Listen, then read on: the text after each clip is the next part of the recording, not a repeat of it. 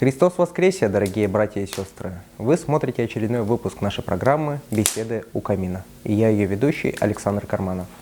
В данной программе архиепископ Сыктывкарский и Коми-Зырянский Петерим отвечает на ваши вопросы, которые вы задаете через международный интернет-проект «Батюшка онлайн». Итак, мы начинаем. Здравствуйте, владыка! Христос воскресе и воистину воскресе, дорогие братья и сестры, Боже вам всем благословения. По традиции хочу спросить, как ваши дела, какие новости у нас в епархии? У нас в епархии прекрасные новости. Это пришествие благодатного огня, который привез глава республики, будучи пилигримом в городе Иерусалиме. И вот этот благодатный огонь с кафедрального собора по существу проник во все уголки нашей необъятной республики Коми. Еще у нас прекрасное событие на исходе Светлой Седмицы, освящение храма Визябожи, препод нашей святой, праведной Ксении Блаженной. Я думаю, что это большое дело.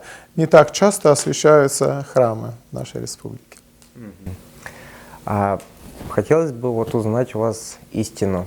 В новостях недавно высвечивалось то, что одна женщина построила часовню, и ее, получается, ей поставили запрет ходить в церковь, молиться. И с чем это связано, и почему вот так вот вышло? К сожалению, благочестивая женщина, 73 года, Нина Михайловна Макарусь, город Печора, это не наша епархия. Да, действительно, у нее было благословение на строительство часовни частной, а еще предшественником моим, владыкой Пантелеймоном, ныне здравствующим. Вот он благословил даже письменно на обратной стороне фотографии примерной часовни, которую бы она хотела построить, фотографии Данилова монастыря. И вот я лично был свидетелем этому. Так что это часовням надо быть по всей республике. Хорошо, если они в частной собственности, значит, нашим епархиям только меньше головоломки с содержанием. Потому как уже практика показывает за 21 год моей епископской деятельности служения, что когда в частных руках эти часовни, то они находятся и в порядке. Или ты можешь всегда адресовать к прилежному ведению. Что и, я думаю, приветствовал владыка Пантелеймон, когда благословлял на частной земле строить эту часовню. В частной собственности у нас единственное, что нету храмов по республике Коми, а часовни, пожалуйста.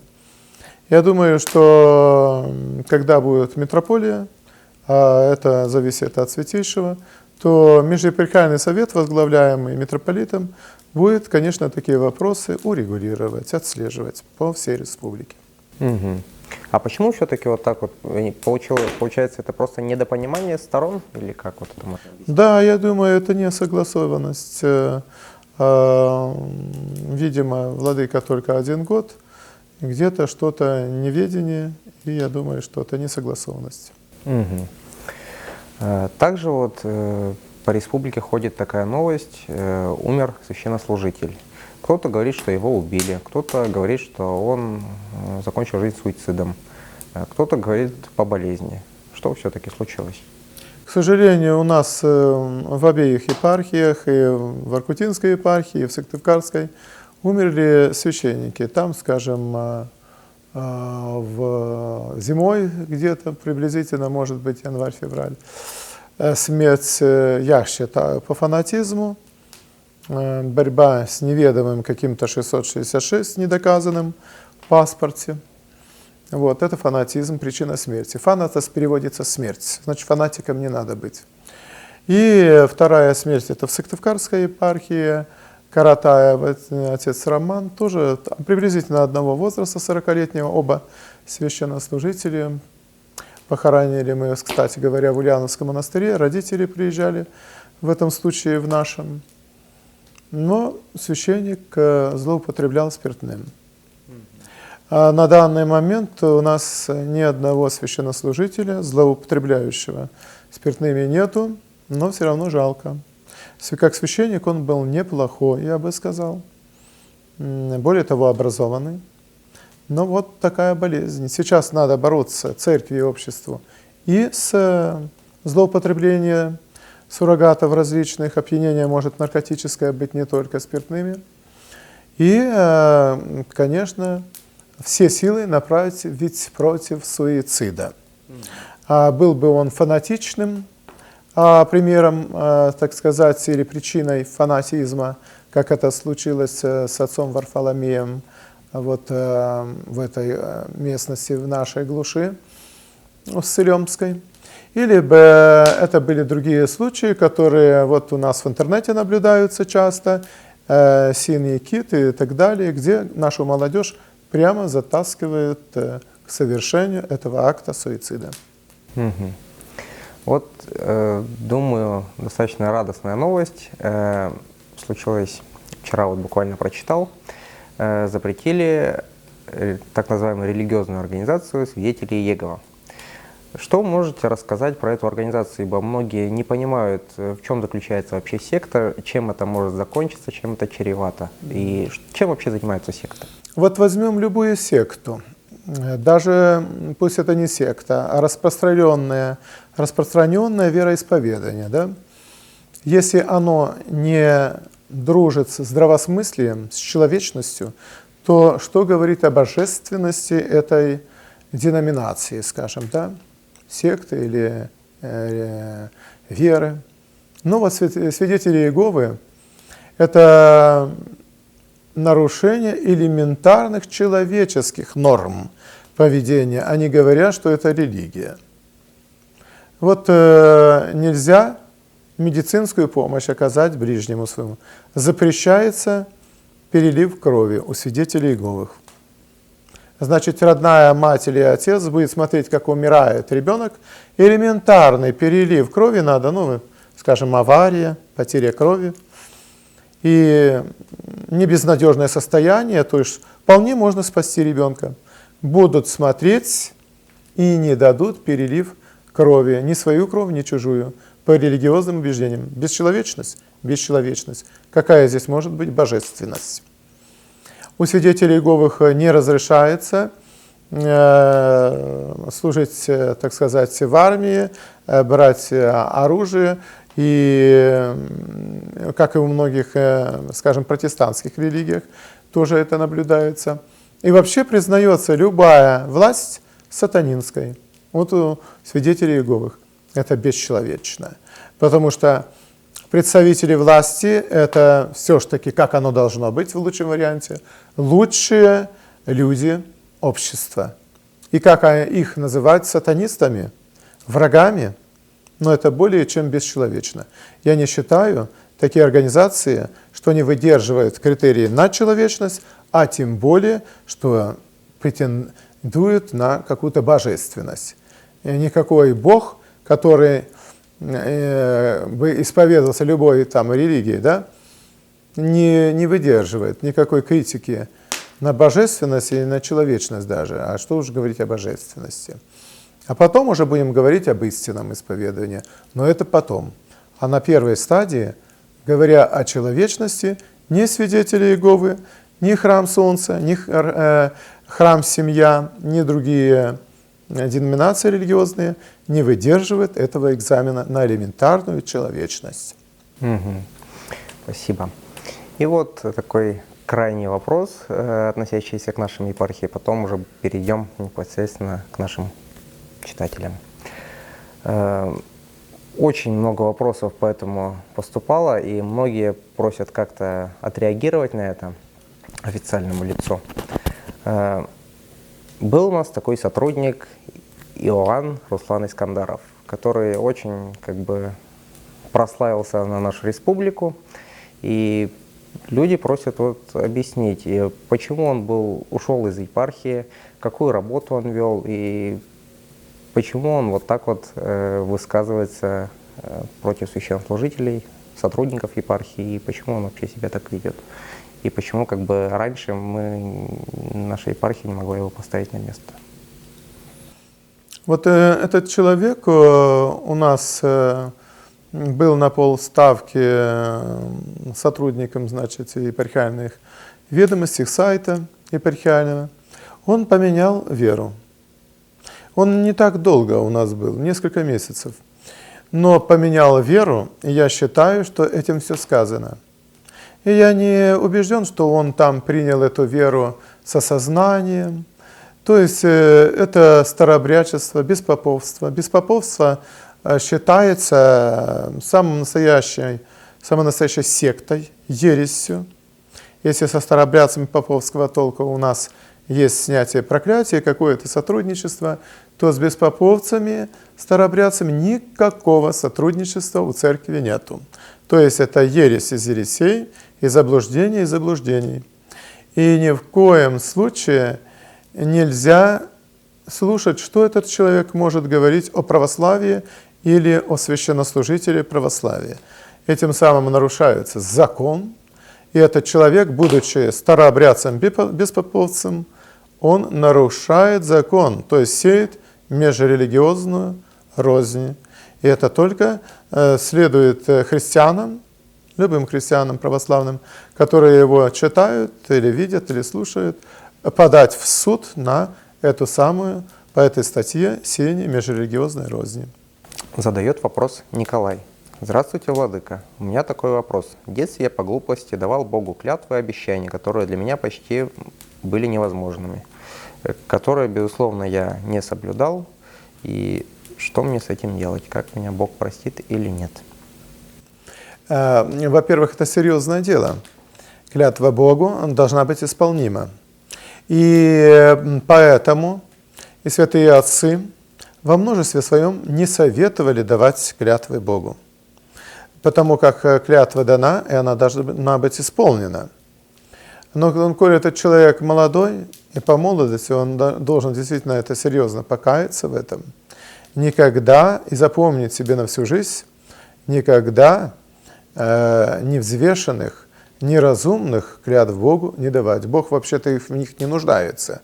Но когда человек эту клятву дает, он должен либо исполнить, либо вообще не кощунствовать. Потому что неисполненная клятва, она к разряду кощунства относится. Бог нас не трогает, как говорится, и мы к Нему не должны приставать. И мы Его трогать не должны. То есть оставить эту тему в покое. Иначе вот человек не ходит в церковь, но Бог прощает. Но когда человек этот Бога задевает, начинает приставать, ультиматумы Богу ставить, то очень часто церковь наблюдает и запечатлела во многих документах, что такие люди бывают очень серьезно наказуемы Творцом нашим. А в чем заключается фраза «не произноси имя Бога всуе»? Это вот о чем я тоже говорил, что произносят имя понапрасну, всуе, то есть понапрасну, без всякого ведома, ради праздного может быть интересно, любопытство, вот, или просто издевательство, то дать ультиматум, если ты есть, дай мне там машину, вертолет или самолет, или там министром стать. А в голове-то коробочка не позволяет стать этим самым министром, но тем не менее, вот такие глупые приставания к Богу, они совершенно неразумные.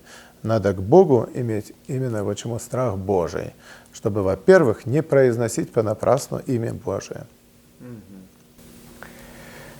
Сделаем такую небольшую разминку. Как Пасху у нас отпраздновали в епархии? У нас очень торжественно прошло пасхальное богослужение. Было около 2000 людей, и затем в течение дня более 15 тысяч прошло через кафедральный только собор. Во всех храмах, во всех городах прошли крестные ходы как околохрамовые, так и по городу. У нас в Сыктывкаре по городу храм шел крестный ход от епархии до кафедрального собора. Это народные гуляния были, сцена поставлена перед оградой соборной, пели религиозные песни и мирские песни, но это за оградой. А в самом соборе проходило множество богослужений, скажем, как пасхальная заутренняя и ночная служба, также и совершалась литургия дополнительно в пределах нашего собора. У нас 4 предела с алтарями и престолами. Значит, и в 7 утра литургия была, и в 9 литургия была, и в 17 вечера вечернее богослужение, и в течение дня дежурные священники освящали куличи и пасхи, яйца и так далее, и совершали необходимые требы, молебны или крещения, кто что заказывал. Каждый день совершались посещения мною лично священнослужителями всей Сыктывкарской епархии, скажем, больницы, в связи с трагедией в Удровском районе, где погиб водитель, и машина врезалась в автобус, и пострадало 40 человек, а я проведал 4-летнего мальчика в республиканской больнице после операции. Так же, как и священники в Удоре на местах проверяли, проведывали этих, и чем могли, помогали этим пострадавшим. Но я посещал также детские сады, вот сейчас еще намерен через 2 дня посетить исправительную колонию. И в епископском доме происходили утренники, по 3 утренника даже в день. Это по 5 детских садов, и молодежь присутствовала, учащиеся, и пожилые люди, концерты, викторины, и различные мероприятия. Посещал я, Дом дружбы народов, где тоже ряд было различных и музыкальных, и литературных утренников. То есть постоянно, каждый день, иной раз даже 5 минут интервал на какой-то перерыв, а так ежедневно, как и, впрочем, на Страстную, очень занятый я был ежедневно, постоянно, но это труд радостный. Я думаю, что Пасха у нас удалась, она очень радостная, веселая, и несмотря на всю усталость, я все-таки полон оптимизма такого, жизнеутверждения, что, в общем, Пасха и является собой. Пасха – это и есть жизнеутверждение, жизнелюбие и приобщение к воскрешению Христу. То есть Христос воскрес, но не само по себе, это не отмирное, не отвлеченное какое-то событие, оно к нам прямое имеет отношение, что мы совоскреснем. Поэтому, слава Богу, потрудился сколько, как бы это ни было трудно, но это все к совоскрешению Христу жизнодавцу. Спасибо. А какие у вас творческие успехи? Какие новые стихи у вас появились? Может, зачитайте какой-нибудь? Самое главное, к Пасхе вышел новый сборник моих стихов «Хлад птица», и как бы говорится, и прошло все так. Хлад птица – это птица, которая летит, и снежиночки оставляют в день Пасхи. И у нас всю Светлую Седмицу снежиночки так и летали. Слава Богу, только не было пурги, ветра, и это позволило нам гуляние сделать во дворе кафедрального собора. Но это все-таки 140 стихов где-то примерно, а сейчас я готовлю еще 150 стихов к Святой Троице. Но теперь уже не рискую назвать так «Хлад птицы», а слово «холод», а хочу назвать где-то таким названием, скажем,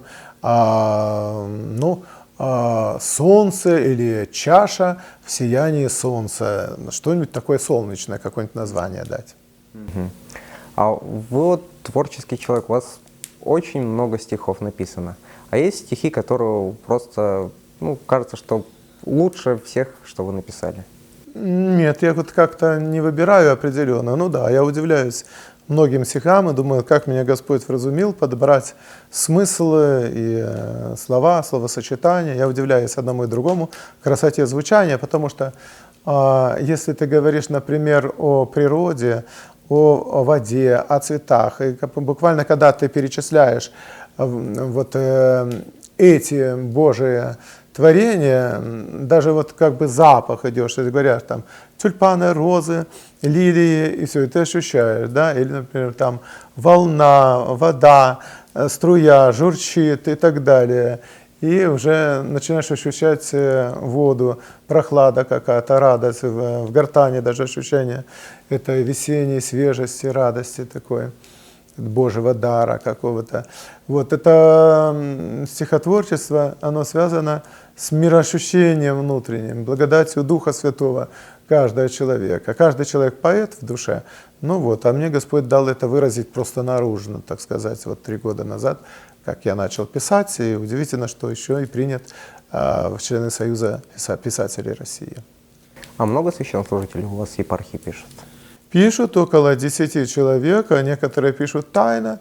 Ну, например, если человек писал стихи мирские, а он стал священником, он просто не хочет на народ выявить стихи, посвященные своей матушке, пока она была девушкой, скажем, при встрече до женитьбы.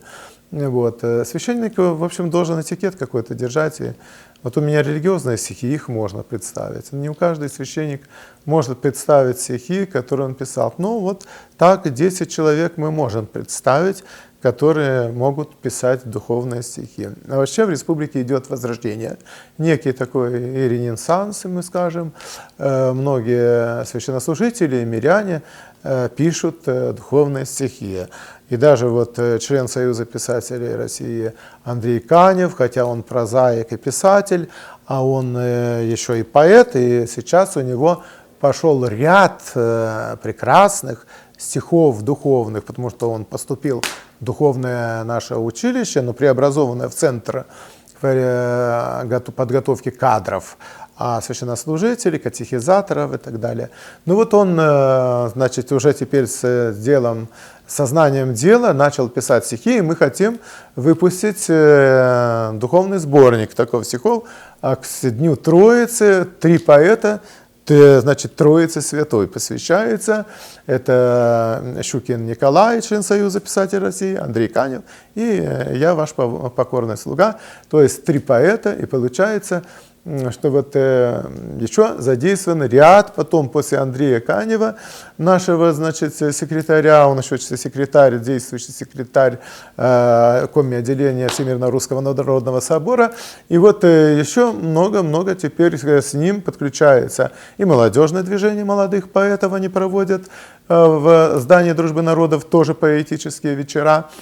Вот, начинает такое возрождение по всей республике поэтов, прозаиков и писателей, именно православных, к которым, например, уже у меня никаких претензий нету с духовной, значит, богословской точки зрения. Спасибо. Задает вопрос Полина. Батюшка, помогите. Убили моего отца, я с ним не общалась много лет, всю жизнь прожил в грехе, пил и поднимал руку на мать и на меня.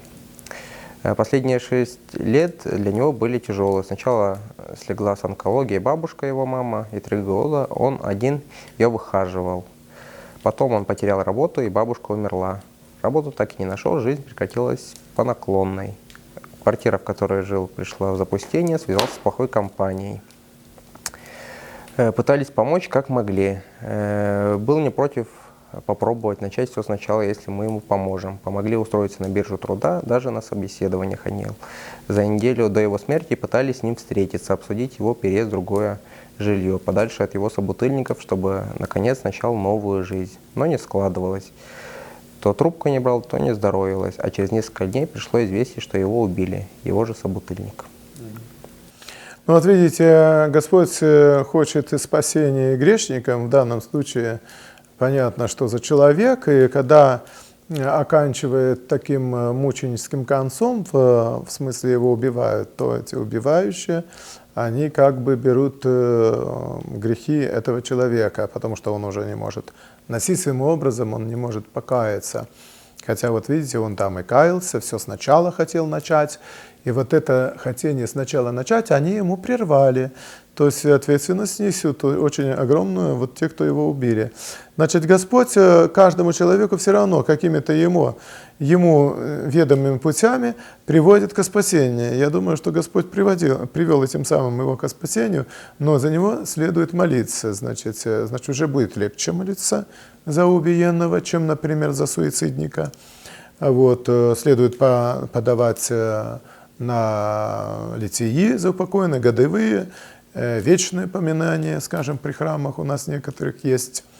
Вот, но и не сомневаться, что Господь его простит. Спасибо. Задает вопрос Валентина. Здравствуйте, помогите советом. Меня обманул достаточно близкий человек. Я, конечно же, не сдержалась и в ответ наговорила слов, о которых теперь сожалею. Вопрос в чем? Как теперь дальше вести себя с этим человеком? Я прошу прощения за свои слова. Я уже и простила их, что поделать, если человеческая природа не знает границ жадности и подлости. Но как мне дальше вести себя с этими людьми? Совсем не общаться не получится, они родственники, но и по-прежнему не будет, я в затруднении. К сожалению, вот порог такой, когда человек много гадостей говорит другому, да, и просто по вспыльчивости хамит, грубит, это не христианское поведение. Но, к сожалению, оно встречается у христиан, поэтому надо сколько есть сил бороться, и сколько есть лет бороться, хоть до конца жизни, потому что это еще вообще склад характера человека, а он может генетически связан с таким же поведением у родителей, у братьев, сестер, то есть человек и в социуме таков. Особенно есть в социуме и продолжает общаться, и другие так себя ведут грубо, да. Но уже хорошо то, что человек осознает, что он неправильно, в принципе, говорит, что там, где можно было просто здравомысленно, рассудительным путем рассудка сказать, что позвольте, мои дорогие родственники, мои дорогие друзья, но вы ведете себя очень нечестиво в том-то, в том-то и в том-то. Но никак не повышать голос, не превращать это в какой-то такой крик и так далее. То есть с этим надо бороться. Эта черта, она, конечно, уже характерной становится в человеке, уже пороком таким, закорененным, потому что от родителей и в социуме своих родственников, но надо из этого выходить. А путем чего? Именно вхождение в возраст Христов. За счет того, что мы принимаем в себя тело и кровь Христа, Христос ведь что, против кого кричал, орал или что он сделал? Нет, конечно. Он против стригущих его был безгласен, даже ответа не давал. А у нас, получается, нам слово, а мы 10 слов в ответ даем. То есть вот это и есть прийти в возраст Христов путем огромного усилия внутри себя.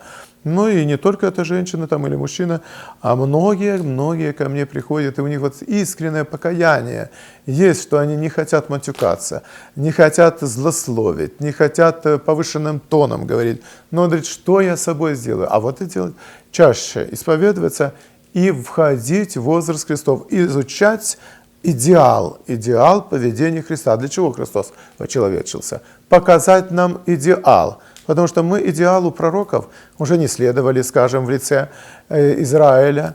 А вот Христос приходит, значит, уже в такое больное общество израильское, да, и показывает пример, именно сам Бог вочеловечился, когда уже пророки были избиваемы, все равно изъян находили в нем, очень при желании во всяком человеке можно найти изъян.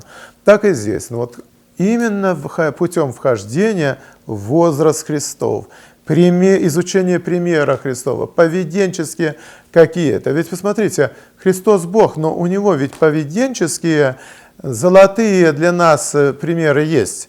На кладбище, пожалуйста, слезы, сочувствие Марии и Марфе, где вы ее положили, увидели, как он любит. Иерусалим, пожалуйста, он смотрит гибель Иерусалима, предусматривает слезы у него, да, и так далее. То есть это идеал для, ну только бы так подумал бы про себя. А в этой ситуации обличить надо сказать, что вы не правы. Но, а как бы Христос поступил? Он что бы вот орал, кричал, матюкался? Нет. Значит, надо мне войти в образ Христа, прекратить поведение, которое позорит имя христианина. Вот я бы так посоветовал этой женщине. Спасибо. Задает вопрос Мария.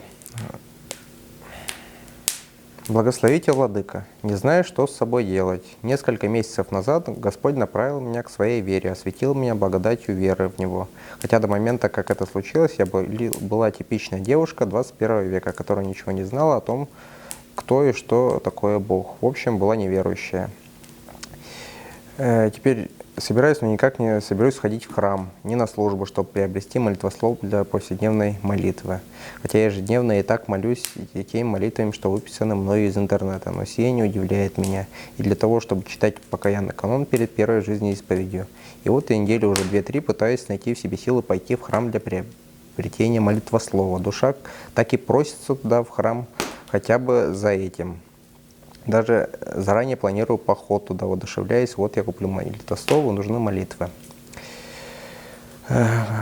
Появляется раздражение, но все и вся хандра, лень, ненависть, обида к ближним начинает очень сильно грешить, что даже перекреститься перед иконой при близких стыдно, ибо своим поведением я порочу имя Господа и православную веру. Из-за этого не могу заставить себя дойти до храма. Это просто ужас. А через несколько дней все это проходит, душа снова просится в храм. Как мне быть? Это просто ужасно. Я не справляюсь с нападками беса, владыка. Мне стыдно из-за своих грехов, а ведь душа у меня явно тянется к Богу. Подскажите, пожалуйста, что мне стоит делать, как мне быть со всем тем, простите и благословите. Вот уже путь так обозначен. Это пример следования Марии Египетской преподобной, которая именно так же заметила. Вот в данном случае что-то не пускает купить молитвослов, что-то не пускает начать молитвенную жизнь как положено, утренняя, вечерняя молитва и так далее. И Мария Египетская также заметила за собой, что какая-то сила не дает ей войти в храм, поклониться животворящему древу. Праздник как раз был креста Господня, люди входили, а она не входила. Но на самотек она такое дело не оставила. То есть она попыталась первый, второй раз, не могла войти, как воздушная сила ее какая-то отталкивала от дверей, когда видимых препятствий никаких не было, то она приняла усилие, дала обещание Богу, что вот если Он допустит ее до этого креста Господня, то она бросит свою греховную жизнь и так далее. И вошла беспрепятственно.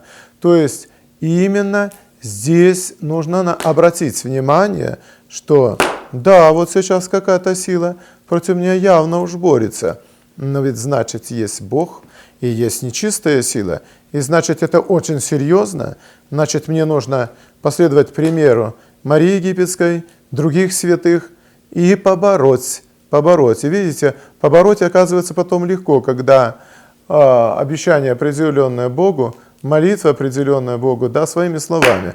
И человек уже беспрепятственно пошел. Также и это. Может пойти беспрепятственно купить молитвослов, но Мария Египетская дальше что? Она обещала и желала, все исполнила. Так и здесь. Купить молитвослов, но уже его иметь в повседневном обиходе. Утренние, вечерние молитвы, перед причащением эти 4 канона читать, и в определенных случаях жизненных, при заболевании ближних там есть молитва, и при путешествии тоже молитва есть, или, например, в путь в дорогу. Все это молитвословие есть определенные последования, и, конечно, ими пользоваться. Спасибо.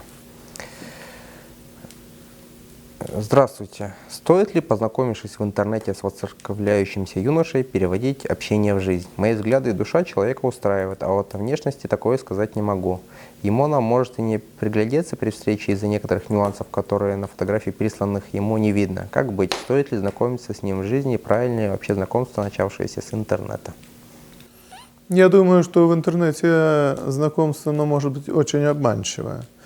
Это 1, может быть, или несколько процентов из 100. А все-таки надо знать человека явно. Потому как и даже явно человек дружит какое-то время, не обращает внимания на психологическую разность, разность интересов.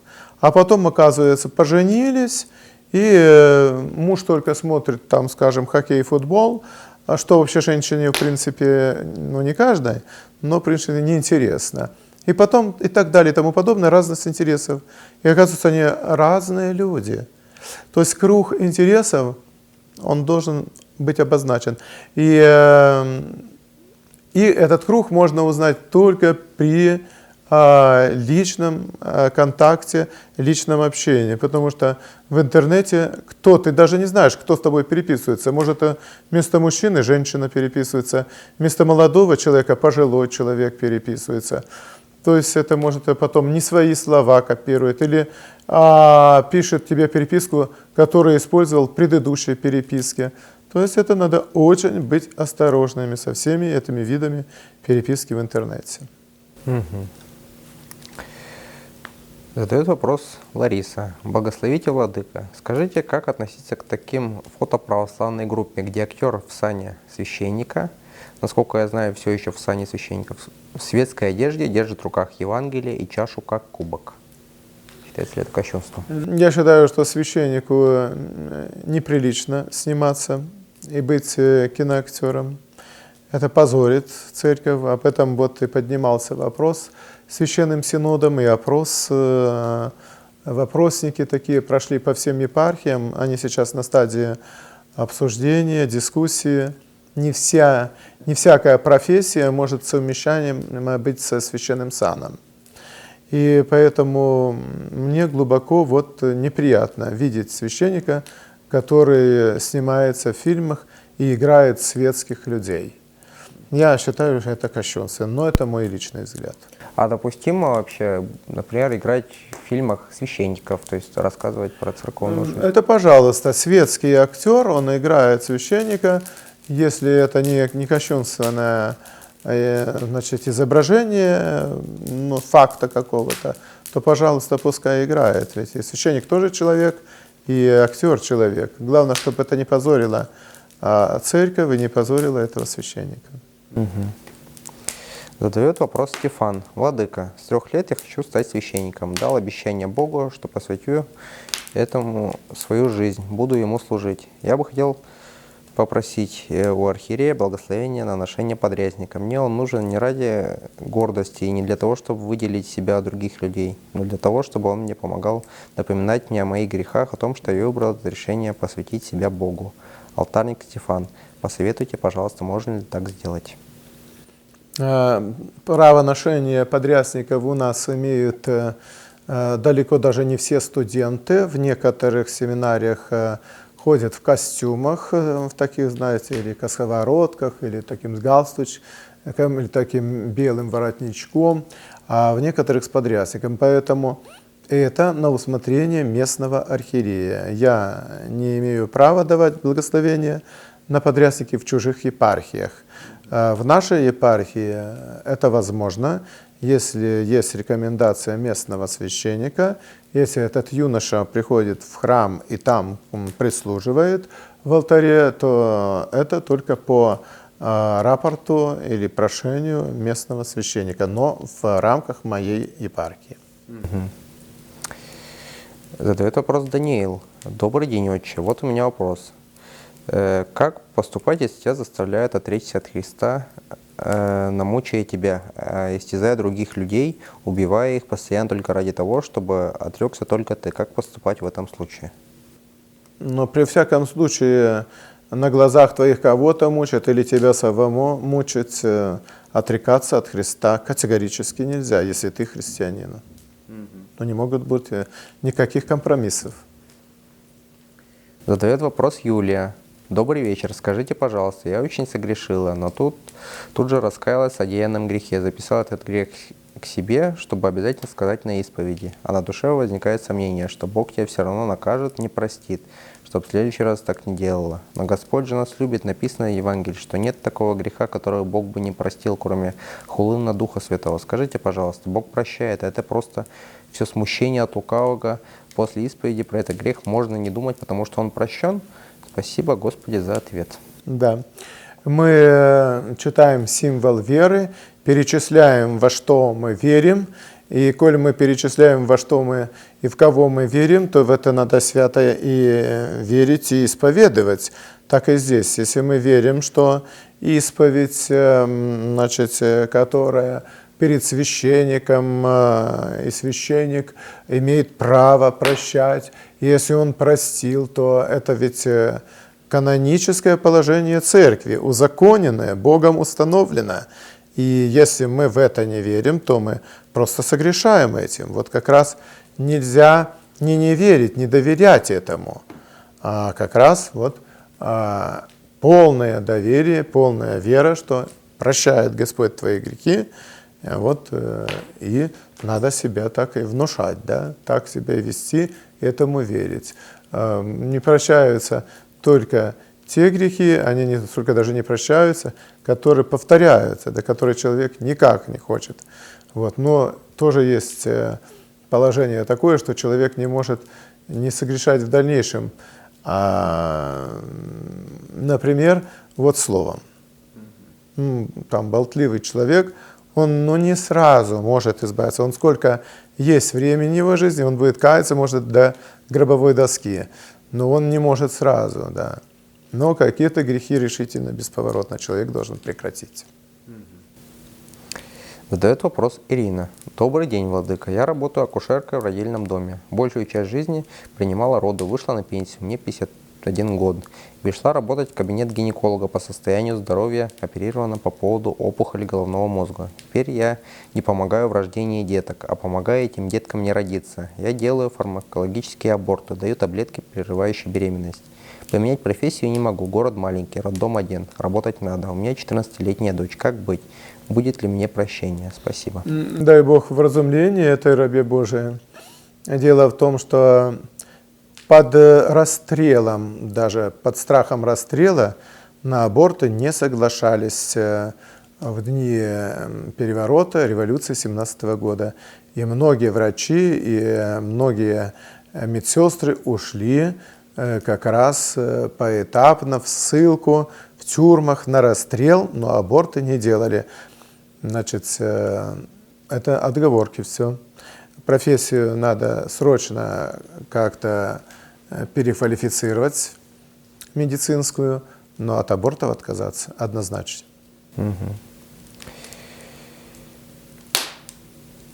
Задает вопрос Андрей. Добрый день. Всякий грех и хула простятся человеком.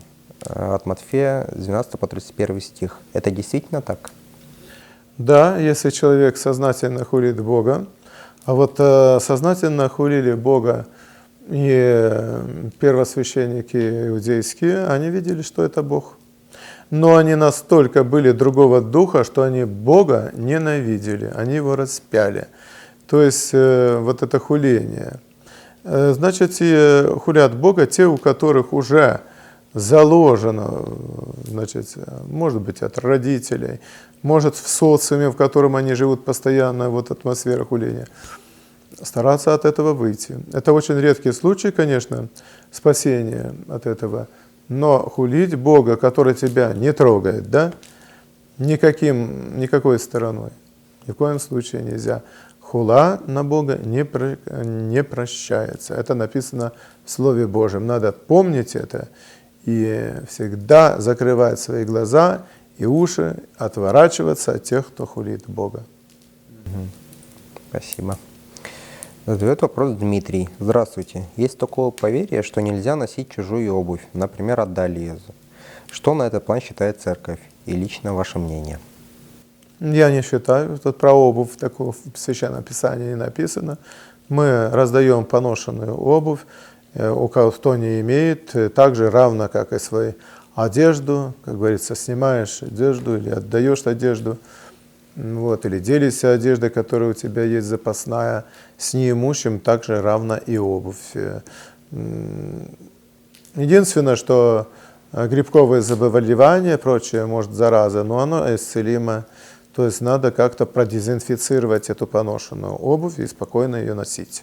Вот это вопрос Татьяна. Здравствуйте. Мы с мужем крестный одного ребенка, мальчик. Расписались после того, как крестили. Тогда и не думали быть вместе. Подскажите, что нам делать в этой ситуации? Ну, в этом случае крестным, вот по моему убеждению, крестный может в этом плане только один. Если это мальчик, значит, вот муж, он крестный, а она уже, значит, тогда отпадает. Но не могут быть мужем и женой крестные одного ребенка. А как вот им быть в этой ситуации, если уже вот получилось так? Если они уже... Ну, нереальностью считать. Значит, тогда только мужчина крестный этому мальчику. Уж разводиться, естественно, не надо. Спасибо. Ну вот на этом закончились вопросы. Спасибо вам, дорогие братья и сестры, за ваши интересные вопросы. На этом наш выпуск завершен. Владыка, огромное вам спасибо за продуктивные вопросы. Спасибо, что так хорошо все рассказали. Спасибо за внимание и Божие благословение нашим телезрителям.